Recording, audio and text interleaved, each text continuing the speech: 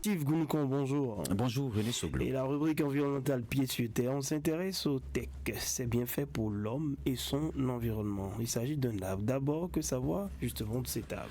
Oui, le teck, dont le nom scientifique est le Tectona grandis, c'est un arbre originaire de l'Asie du Sud-Est, notamment en Indonésie, en Malaisie et en Thaïlande. C'est un arbre à croissance rapide ou lente selon les circonstances. Son tronc est droit et cylindrique et peut atteindre un diamètre de 1,5 mètre pour une hauteur de 27 à 30 mètres. C'est un arbre de plantation qui a été introduit au Bénin en 1949 dans le cadre d'un programme de reboisement pour pallier l'insuffisance des ressources forestières naturelles. Un programme à grande échelle lancé par l'État béninois couvrant environ 20 000 hectares.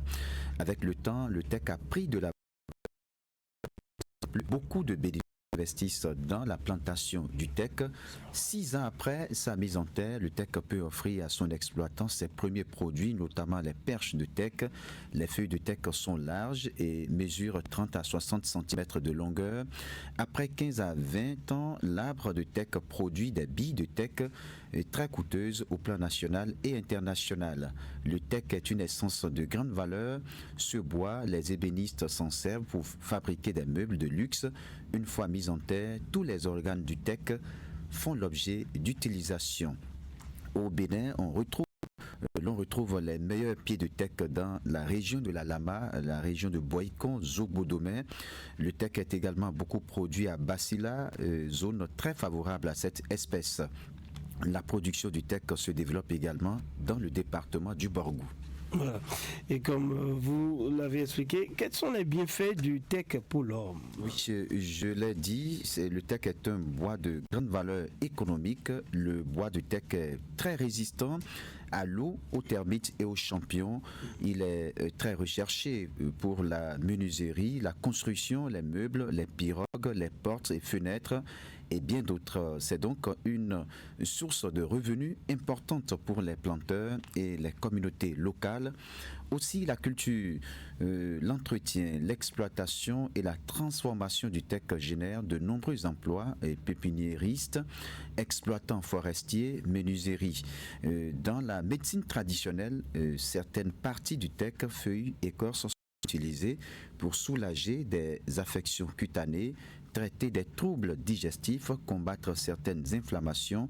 Bien sûr, c'est un usage encadré. Les tecks plantés autour des habitations ou le long des routes améliorent le paysage, réduisent la poussière et protègent contre le vent. Bagri Abdelaziz est un cadre des eaux, forêts et chasses. Il parle de l'utilité du teck pour l'homme. Les perches, c'est des genres de billes, de très petites billes, donc c'est pour ça qu'on les appelle des perches qui nous permettent de faire les charpentes. On les utilise dans les constructions et on les utilise aussi pour faire les poteaux, les petits poteaux, c'est-à-dire ce qu'on appelle communément les toiles d'araignée. C'est des perches de teck qu'on utilise pour ces fins-là. On l'utilise également dans les constructions, notamment la construction de hangars. Pour les salles de classe, on l'utilise aussi. Pour faire la dalle surtout, on utilise des perches de teck. Ces billes sont très chères sur le marché international et c'est un très excellent bois d'œuvre qui sert pour la fabrication des meubles. Nos bonnes dames utilisent les feuilles pour faire de la cassare. Ils utilisent ça pour faire de la teinture. Donc le teck, il est utilisé, tous ces organes sont utilisés. Donc voilà pourquoi de plus en plus on voit des plantations de teck un peu partout. Alors, Raoul Steve, la production du teck est hautement bénéfique pour l'environnement, vous nous dites. Oui, le teck, comme d'autres essences, lutte contre le changement climatique. Le teck absorbe le dioxyde de carbone, le CO2, et contribue à la réduction des gaz à effet de serre. Le teck protège les sols. Son système racinaire limite l'érosion des sols, surtout en zone rurale. Les feuilles mortes enrichissent le sol en matière organique. Le teck améliore améliore la biodiversité. Les teckerets offrent un habitat à de nombreuses espèces, les oiseaux, les insectes, les petits animaux. Le périmètre de reboisement de Parakou en est l'exemple. On y voit beaucoup de chauves-souris. Lorsqu'il est associé à d'autres cultures en agroforesterie, le teck favorise un équilibre écologique. Le teck régule le climat en apportant de l'ombre, rafraîchit l'air et aide à maintenir l'humidité de sol. Bagri Abdelaziz, spécialiste des eaux, forêts et chasse.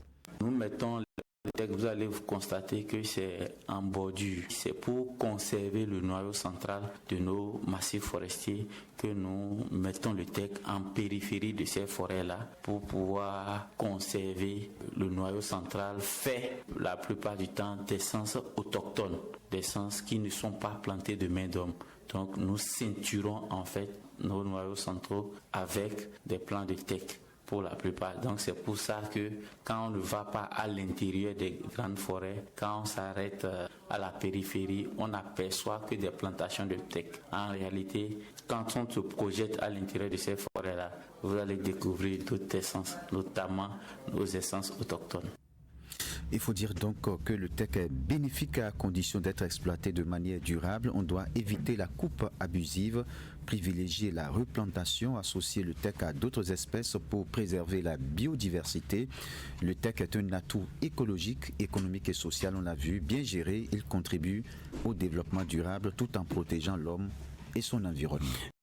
Vous, Raoul Tigounkon, le teck, quand vous verrez cet arbre, donc, accordez-lui un peu plus